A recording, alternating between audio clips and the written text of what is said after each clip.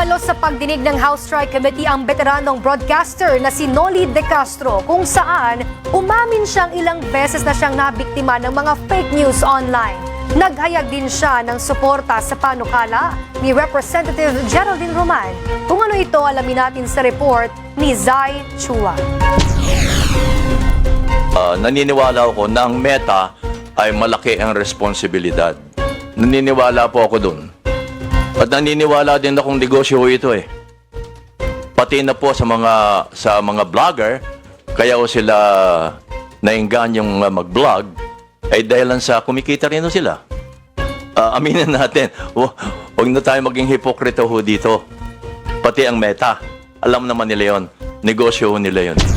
Naniniwala si dating Vice President at veteran broadcaster kabayan Noli De Castro na malaki ang pananagutan ng Meta, ang kumpanya sa likod ng Facebook at Instagram sa pagpapakalat at pagsugpo ng mga fake news, misinformation at disinformation online. Sa ikapat na pagdinig ng TRICOM, ibinahagi ni De Castro na may ilang beses na siyang pinuntirya ng fake news, gaya na lang ng mga gawa-gawang quote card na nagsasabing hindi siya bumoto para kay dating Pangulong Rodrigo Duterte at sinuportahan niya umano si dating Vice Presidente Leni Robredo na pareho niyang itinanggi. Nariyan rin ang malisyosong balita na nagsasabing siya umano ay pumanaw na. Kaya naman, iminungkahi ng dating vice at broadcaster na pag-aralan ng batas na ipinanukala ni House Committee on Women, Gender and Equality Chair at Bataan 1st District Representative Geraldine Roman. Pag-aralan ho nating mabuti ang Digital Council of the Philippines. Baka mas may ngipin ho ito para mapigilan ang pagkalat ng fake. Malugod namang pinasalamatan ni Representative Geraldine Roman ang pagtangkilik ni De Castro sa Digital Council of the Philippines. Natutuwa po ako sapagkat si Kabayan Noli ay isang veterano sa larangan ng journalism, isa po siyang broadcaster. At ang kita naman niya na ang KBP, ang Kapisanan ng mga Broadcasters Philippines, ay parang similar dun sa Digital Council na pinopropose natin. At syempre bilang mamamahayag, ay ginagalang niya at binibigyan ng halaga ang kalayaan natin, our basic right to freedom of speech and expression.